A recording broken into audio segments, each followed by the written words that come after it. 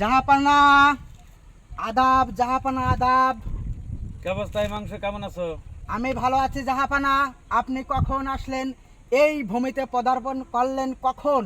আমি তো খুব বিজি ছিলাম, এই কেবলই দেশে এসেই আমি চিন্তা করলাম যে আমার মাঠঘাটের কি অবস্থা একটু দেখে আসি। তা তোমাকে তো পারলাম না, তাই এসে দেখছি যে শুধু যতদূর চোখ যায় পেঁয়াজ আর পেঁয়াজ। সব পেঁয়াজ তো জাহাপানা, পেঁয়াজ পাশেও পেঁয়াজ, সব কি পেঁয়াজের চাষ করেছে নাকি? সব দুমাট ভরেই শুধু জাহাপানা আমি পেঁয়াজ লাগাইছি। কারণ আপনি গিয়েছিলেন সেই আটলান্টিক, অ্যান্টার্কটিকা, সাহারা মরুভূমি, অ্যামাজন জঙ্গলে, সবই আমি বুঝেছি। কিন্তু কেন আপনি সেখানে পদার্পণ করেছিলেন একটু বলবেন কি? আসলে অ্যান্টার্কটিকা মহাদেশটা গিয়ে দেখলাম নির্জন, বেশি একটা জনমানব নাই, একেবারেই ফ্রি। আমার খুবই পছন্দ হয়েছে, তাই অ্যান্টার্কটিকাটা আমি ওখান থেকে কিনে ফেলেছি। ওদিক সাহারা মরুভূমির কন্ট্রাক্ট কমপ্লিট করে এসেছি, আর অ্যামাজন জঙ্গলের বিষয়ে কথা বলে এসেছি। ওটা মনে হয় যে আগামীকালের মধ্যে ফয়সালা হয়ে যাবে। তা আসলে চিন্তা করলাম কি, ওখানে আমি একটা প্রজেক্ট দ্বারা করাবো। এই দেশে গরু পালন করে কোনো ভরসা নাই। মনে করো যে এই কুবাই কাবাই গরু গরু টরু সব নিয়ে যায়, গরু বাছর হাঁস মুরগি পাইলে যে দুইটা পয়সা হবে, মানুষের মাংসের ব্যবস্থা হবে, ডিমের ব্যবস্থা হবে, দুধের ব্যবস্থা হবে। তো এটা তো এই দেশে করে কোনোই নাই, ভরসা নাই। তাই অ্যান্টার্কটিকা কিনেছি, নিরিবিলি জায়গা, ওখানে চোর যাইতেও পারবে না, নিতেও পারবে না। ওইখানে গরু পালবো। আপনি তো মহারাজ লক্ষ খুব লক্ষ গরু। সুন্দর একটা পরিকল্পনা হাতে নিয়েছেন। পরিকল্পনা শুনে সত্যি আমরা আপনার রাজ্যে যারা বসবাস করছি বিমোহিত। কিন্তু মহারাজ, আপনার কাছে আমি আরেকটি আবেদন করব। সেই আবেদন যদি আপনি অনুমতি দেন তাহলেই আমি পেশ করতে পারি। হ্যাঁ বলো, কি আবেদন? আপনার দরবারে, আপনার রাজসভায় আমি দীর্ঘ 1 বছর আপনার সেবক হয়ে কাজ করছি, কিন্তু আপনি আমাকে তো বেতনটা দিলেন না মহারাজ। এই চুপ করো। কেন মহারাজ আমি এই চুপ ভরা করব? মজলিসের বেতনের কথা বললে পারে, মানি তো তাই না, এই কথা বলতে না। আপনি তো দেখছেন আপনার মান সম্মান ভরা মজলিম, কিন্তু আমার তো পেটে ক্ষুধা, আমি কিভাবে এইটা ধরে রাখবো মহারাজ? এটা আমি পেটে খিদে থাকলেও সব সময় সে কথা বলা যায় না। লোক চক্ষু একটু ভয় তো করবা। আপনার মতো মহারাজ নতুন topic।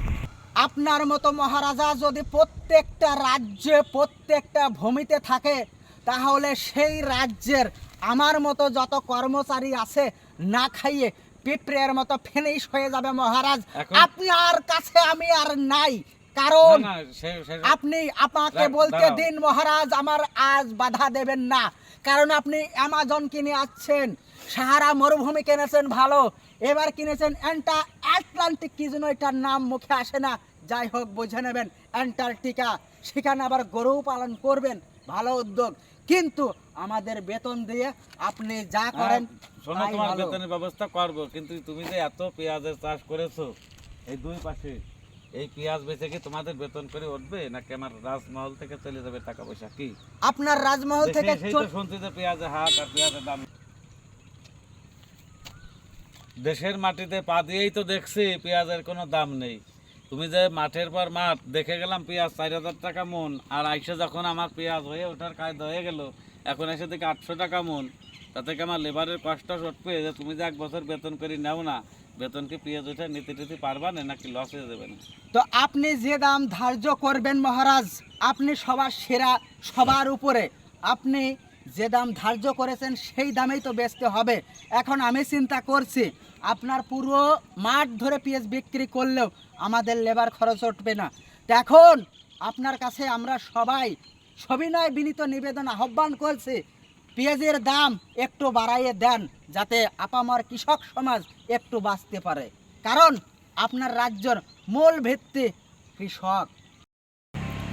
তাহলে এই রাজ্যের ব্যবসাদারদের নিয়ে বসে এই পেঁয়াজের দামটা কতটুকু করলে যারা কিনে খাবে তারাও শান্তিতে কিনে খেতে পারে, আবার যারা শুধু তো আমারই ফসল না, আমার প্রজাদেরও তো মাঠঘাট আছে, তারাও তো সর্বোচ্চ দিয়ে এই পেঁয়াজের চাষ করেছে।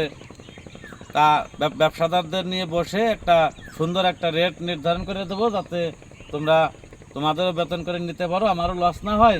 আবার এই আমার রাজ্যের যারা পেঁয়াজ চাষি আছে তাদেরও 2 পয়সা ঘরে যায়, আবার যারা কিনে খায় এরাও যাতে খেয়ে বাঁচতে পারে। এরকম একটা দাম নির্ধারণ করে দিলে কি সমস্যার সমাধান হয়? সমাধান জয় ডঙ্কার মহারাজের জয়, ডঙ্কার মহারাজের জয়। আদাব মহারাজ, আমি আচ্ছা বিদায়। তুমি ভালো থাকো, কাজ কাম করে বেতন করে নিয়ে টেনশন করে না।